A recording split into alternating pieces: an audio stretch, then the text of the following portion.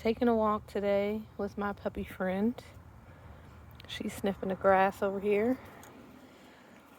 I just created my YouTube channel, and my channel is going to be documenting my journey as a reseller.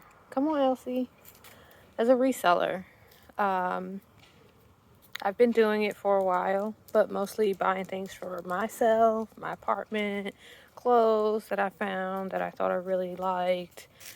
Using Facebook Marketplace and OfferUp, Let Go when it was Let Go before OfferUp bought it. And so now I'm branching out into Instagram. I also signed up to join Whatnot, which is an auction site. Come on. And so I'm exploring all the different platforms, and I'm planning to sell, across different different areas. I also have an eBay store that I've had since 2012. And again, I used it mostly to purchase things for myself. And so I've ramped up, some listings there, a couple auctions. And yeah, so that's what my channel content is going to be about. There are a lot of resellers that do shopping hauls, where they take you with them through the store and they show you what they found. And there's a whole lot of all the glitter and gold about reselling. Some people are honest about things that aren't working out for them or all the work that it is. It's really a lot of work. I'll tell you, last night I was setting up for auction, and I probably have about 60 items that I'm planning to run in the auction, and it took me at least an hour just to put a tag on every item. And so I package my stuff based on like numbers. I have a number system, and so every item has a number, and when I run it through the auction, it's basically I'm tracking everything that's sold based on the number. So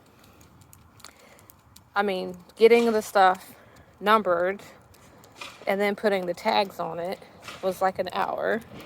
Then I have to make a spreadsheet to track everything, including the starting price, right? So like I'm pricing everything to see where do I want to start the bidding for each item. And that part I think is kind of hard because you have to get online, you have to look up the price, you have to see what the market value is, and then you have to consider the platform that you're selling on to determine, is this the type of platform where the prices are a little bit lower than market value, and if I price it too high it won't sell, or the opposite, right? And so there's a little bit of legwork there in determining your prices based on your audience. And so my least favorite part about all of it really is just hauling all that shit around.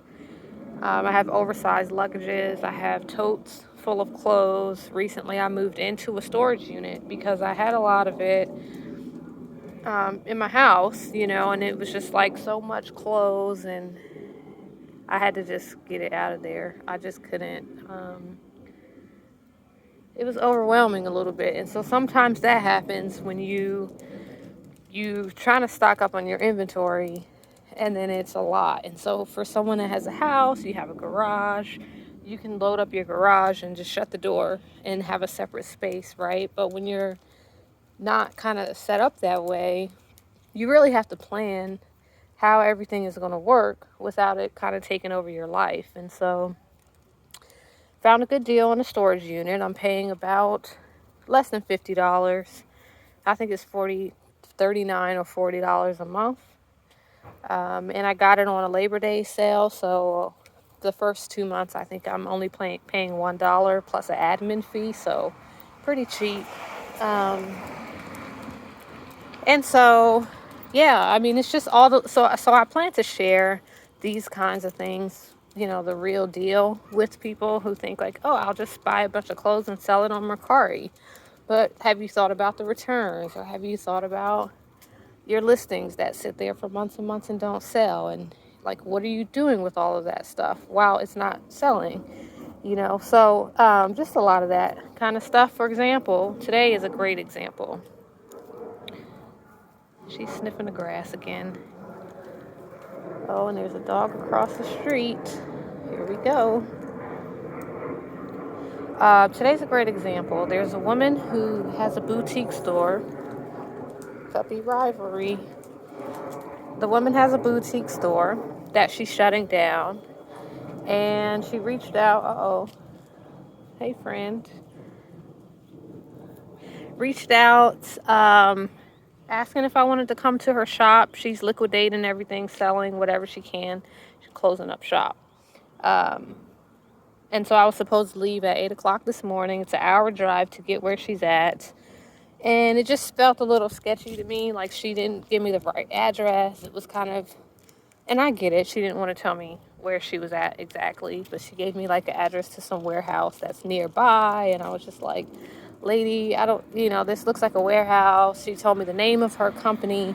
I looked it up on the internet. I couldn't find not a trace of this business. I looked at the public records, nothing. So I just told her, like, for me to drive out an hour, I have no idea what you have. You haven't sent me any pictures like you said you were going to. And you want me to come to this undisclosed location. And I have, these days people get robbed and all kinds of stuff. So that's the type of nonsense that happens. And it is time consuming. I mean, I've probably exchanged 20 or 30 emails with this woman. So then this morning, when I told her I wasn't coming, she emails me back with all this essay about, the sob story about whatever. And she says, well, I spent time, putting these things together and tagging them for you and this and that and that. So she seemed disappointed. And I said, okay. She asked if we could do a video chat. So I said, okay. It took an hour and a half to get the woman on the thing. And then she had tech issues. And so, for me to drive out for an hour, drive back for another hour, and then I'll probably spend, come on, Elsie, maybe an hour digging through her stuff. It's like a 4-hour time commitment for me to do all this. And I'm already like 3 hours past the time that I was planning to already be back. Like, I was going to go first thing in the morning, leave here at 7, get there, look at what I had to look at, buy what I wanted to buy, and then drive back here by noon. Well, it's noon now. So there's a lot of flakes, my point. There's a lot of people that just aren't organized. They don't communicate well. It's hard to coordinate with them. And you'll spend a lot of time kind of going back and forth like that, depending on where you're sourcing your items. And so for me, come on, Elsie, we're not going over there. For me, it's yard sales, estate sales, it's thrift stores, it's, wherever I can find things, any kind of opportunity to pick up some stuff. I'm pretty open.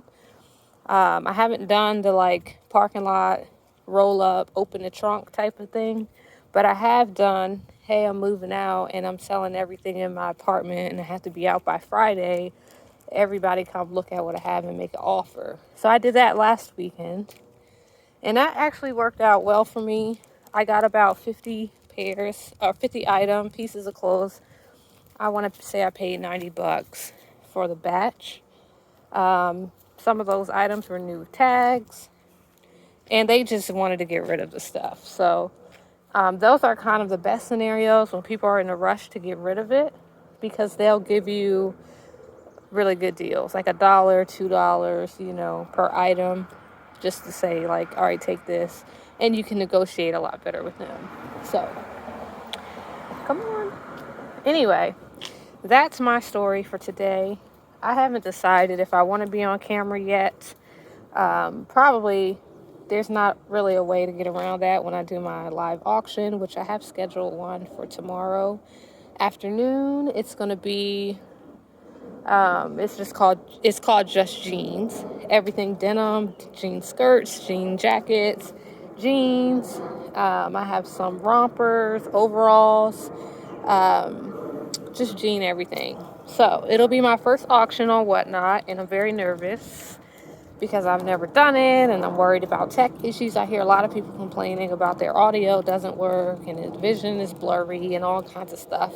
My thing is the chat is so small on the screen. Like when I'm in an auction and people are chatting, I have to really look hard to see what people are saying in the chat, and the chat goes so fast.